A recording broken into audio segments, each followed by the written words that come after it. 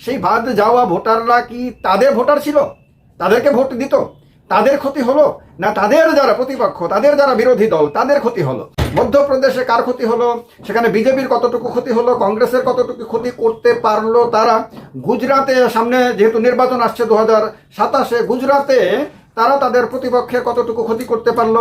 উত্তরপ্রদেশে ইন্ডিয়া জোটের ক্ষতি তারা বেশি করতে পারছে, না সেখানে এনডিএর ক্ষতি হয়ে যাচ্ছে? বন্ধুরা নমস্কার। যে রাজ্যগুলোর সঙ্গে বাংলাদেশের সীমানা নেই, বা পাকিস্তানের সীমানা নেই, বা অন্য কোনো দেশের সঙ্গে আন্তর্জাতিক সীমানা নেই, সেই রাজ্যগুলোর আপনার এসআইআর এ বিশাল সংখ্যক ভোটারের নাম বাদ যাচ্ছে কেন? পশ্চিমবঙ্গ, তারপর ত্রিপুরা, তারপর আসাম, ওদিকে গুজরাট, রাজস্থান, এগুলোর সঙ্গে তো আন্তর্জাতিক সীমানা রয়েছে, সেগুলো তো একটা যুক্তি রয়েছে। কিন্তু মধ্যপ্রদেশের সঙ্গে তো কোনো আন্তর্জাতিক সীমানা নেই, না বাংলাদেশের সীমানা আছে, না পাকিস্তানের, না নেপালের, না শ্রীলঙ্কার, না ভুটানের, না চীনের, কোনো দেশের সঙ্গে আন্তর্জাতিক সীমানা নেই। সেই মধ্যপ্রদেশে কেন বিশাল সংখ্যক ভোটারের নাম আপনার খসড়া ভোটার তালিকা থেকে বাদ গেছে? খুব ইন্টারেস্টিং, খুব জানা দরকার। এবং দেশে এসআইআর কে কেন্দ্র করে বিভিন্ন রাজ্য থেকে যে ধরনের তথ্য বেরিয়ে আসছে, সেগুলো আগামী দিনের ভারতের রাজনীতির দিশা নির্দেশ করবে নিঃসন্দেহে। তার জন্য জানা দরকার, এই কারণে তথ্য পরিসংখ্যান দিয়ে আপনাদের সামনে তুলে ধরছি এই ভিডিওতে। ভিডিওটা না টেনে সবটা শুনবেন। মধ্যপ্রদেশে যে এসআইআর এর খসড়া তালিকা প্রকাশিত হয়েছে, তা প্রকাশ করেছে ভারতের নির্বাচন কমিশন। তাতে বলা হয়েছে 42,74,000 মানুষের নাম নাকি খসড়া তালিকা থেকে আউট, বাদ হয়ে গেছে। এদের আপনার যদি নাম তুলতে হয় এদের মধ্যে কারুর, তাহলে আপনার আগামী মাসের মানে জানুয়ারি মাসের 22 তারিখের মধ্যে এদের প্রমাণ দিয়ে নাম তুলতে হবে। এরা এখনো পর্যন্ত ইনিউমারেশন ফর্ম ফিল আপ করেনি।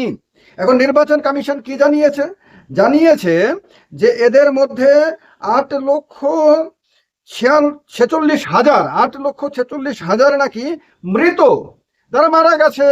তারা তো মারা গেছে, তাদের নাম তোলার কোনো ব্যাপার নাই। কিন্তু যদি দেখা যায় এদের মধ্যে কেউ জীবিত আছেন, অথচ তাকে মৃত বলে ঘোষণা করে দেওয়া হয়েছে, তাহলে ডেফিনেটলি তার দাবি আপত্তির ব্যাপার থাকবে।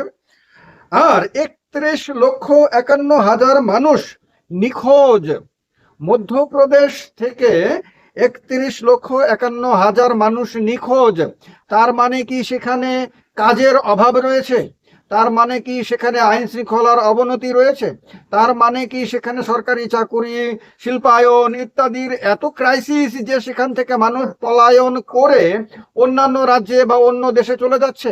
এই প্রশ্নটা যদি পশ্চিমবঙ্গে উঠতে পারে, এই প্রশ্নটা যদি আপনার মহারাষ্ট্রে উঠতে পারে, গুজরাটে উঠতে পারে, অন্যান্য রাজ্যে উত্তরপ্রদেশ, বিহারে উঠতে পারে, তাহলে এই একই প্রশ্ন কেন মধ্যপ্রদেশে উঠবে না?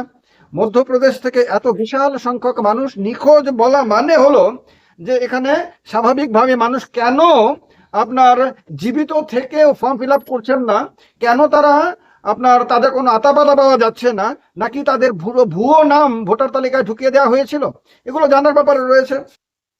বলা হচ্ছে 2,77,000 মানুষ সেখানে একাধিক কেন্দ্রে, একাধিক পোলিং স্টেশনে তাদের নাম ভোটার তালিকায় লিপিবদ্ধ করে রেখেছিল। অর্থাৎ এই যে জাল ভোটার বা এই যে 2 নম্বরই করে একাধিক জায়গায় নাম তোলার ব্যাপারটা, এটা ভারতবর্ষের সব রাজ্যেই রয়েছে। গুজরাটেও রয়েছে, উত্তরপ্রদেশেও রয়েছে, মধ্যপ্রদেশেও রয়েছে, পশ্চিমবঙ্গেও রয়েছে, বিহারেও রয়েছে। এমন কোনো রাজ্য সম্ভবত ভারতবর্ষে নেই যেখানে এগুলো নেই। বরং অনেক ক্ষেত্রে দেখা যাচ্ছে ওই রাজ্যগুলোতে, আপনার উত্তর ভারতীয় রাজ্যগুলো বা মধ্য ভারতীয় রাজ্যগুলোতে সংখ্যাটা অন্যান্য রাজ্যের তুলনায় বেশি। তো সুতরাং এই কোনো একটি রাজ্যকে টার্গেট করা, কোনো একটি রাজ্যকেই আপনার ভোটার তালিকা নিয়ে গোলমাল আছে বলে বলা, এটা যে যুক্তিহীন, এটা যে একটা সংকীর্ণ রাজনৈতিক মানসিকতার প্রকাশ, এই তথ্যগুলো কিন্তু তা প্রমাণ করে।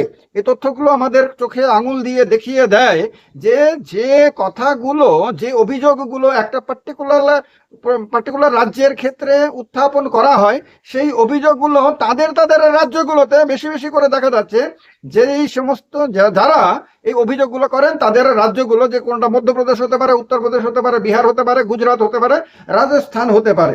মোট ভোটার ছিল 5,74,00,000, অর্থাৎ পশ্চিমবঙ্গের ভোটার তালিকায় মোট ভোটারের তুলনায় অনেক কম। 5,74,00,000 ভোটারের মধ্যে এখন ইনিউমারেশন ফর্ম ফিল আপ করে জমা দিয়েছেন 5,31,00,000, বাদ বাকি লোক ইনিউমারেশন ফর্ম ফিল আপ করেনি।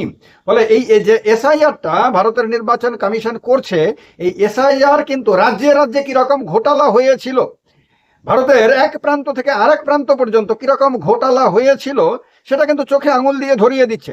এখন হতে পারে যে নির্বাচন কমিশন কোনো একটি রাজনৈতিক দলকে বিশেষ সুবিধা পাইয়ে দেওয়ার জন্য জীবিত মানুষকে মৃত আর মৃত মানুষকে জীবিত দেখিয়ে দিচ্ছে, সেটা আগামী দিনে ধরা সম্ভব হবে যদি সেই মানুষগুলো যারা জীবিত অথচ নিজে তাকে মৃত বলে দেওয়া হয়েছে, তারা যখন সামনে আসবে তখন বোঝা যাবে যে কত সংখ্যক এরকম জীবিত মানুষকে মৃত বলা হয়েছে আর মৃত মানুষের নাম রেখে দেওয়া হয়েছে, সেগুলো যখন তথ্য সামনে আসবে তখন বলা যাবে। কিন্তু এটা তো ঠিক যে এসআইআর এর ফলে আপনার ওই তারা যারা মনে করেছিল যে কোনো পার্টিকুলার তাদের পছন্দের অপছন্দের রাজনৈতিক দল শাসিত রাজ্যকে তারা টার্গেট করে দেখিয়ে দিতে পারবে চোখে আঙুল দিয়ে সারা দেশকে, যে দেখো ওই একটা রাজ্যই উচ্ছন্ন গেছে, ওই একটা রাজ্যে একটা রাজনৈতিক দলই যত ধরনের নষ্টামি আছে ভ্রষ্টামি আছে সব করে, আর বাদ বাকি রাজ্যগুলোতে যারা শাসন ক্ষমতা চালায় তারা একেবারে রামভক্ত হনুমানের মতন, তারা একদম পরিশুদ্ধ, তারা কোনো ধরনের দু নম্বরই করে না, তারা কোনো ধরনের ঘোটালা করে না, কারচুপি করে না, তাদের এখানে ভোটার তালিকাতে সম্পূর্ণভাবে বৈধ ভোটারের নাম রয়েছে, এখানে সবকিছু ঠিকঠাক আছে।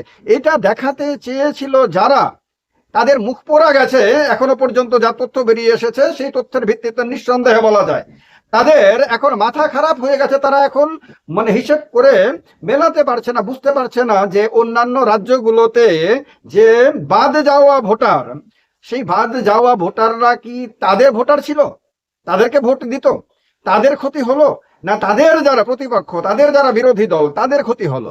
এখন হিসেব মেলাতে বসছে এরা যে মধ্যপ্রদেশে কার ক্ষতি হলো, সেখানে বিজেপির কতটুকু ক্ষতি হলো, কংগ্রেসের কতটুকু ক্ষতি করতে পারলো তারা, গুজরাটে সামনে যেহেতু নির্বাচন আসছে 2027, গুজরাটে তারা তাদের প্রতিপক্ষের কতটুকু ক্ষতি করতে পারলো, উত্তরপ্রদেশে ইন্ডিয়া জোটের ক্ষতি তারা বেশি করতে পারছে না সেখানে এনডিএর ক্ষতি হয়ে যাচ্ছে। কারণ উত্তরপ্রদেশের হিসেবটা আমি অনেকবার আপনাদেরকে বলেছি, সেখানে মুখ্যমন্ত্রী যোগী আদিত্যনাথ নিজে পর্যন্ত তার দলের নেতাদেরকে বলেছেন, বলতে বাধ্য হয়েছেন যে 4 কোটির মতন ভোটারের নাম যে বাদ যাচ্ছে তার মধ্যে অধিকাংশই তাদের সমর্থক।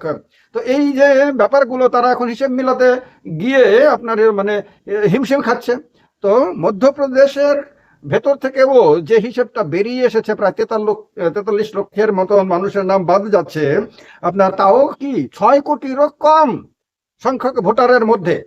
তাহলে এরা কার পক্ষে ছিল এতদিন? 2024-এ তারা কাকে ভোট দিয়েছিল? মধ্যপ্রদেশের সর্বশেষ বিধানসভা নির্বাচনে এদের অধিকাংশ কাকে ভোট দিয়েছিল? এই হিসেব যদি মেলাতে না পারে তাহলে আগামী নির্বাচনগুলো পর্যন্ত তারা কিন্তু টেনশনে থাকবেন। টেনশন কিন্তু তাদের পিছন ছাড়বে না কোনোভাবেই। খুব ইন্টারেস্টিং স্টেজে আমাদের দেশের এসআইআর চলে এসেছে, তার কারণে এসআইআর কে নিয়ে আরো বেশি বেশি করে কৌতূহল দেশের মানুষের মধ্যে বেড়ে গেছে। আপনাদেরও ডেফিনেটলি কৌতূহল আগের তুলনায় অনেক বেড়েছে, তার কারণে এসআইআর নিয়ে আমরা আলোচনা করবো। এভাবে সঙ্গে থাকবেন, ভালো থাকবেন। জয় হিন্দ, বন্দে মাতরম।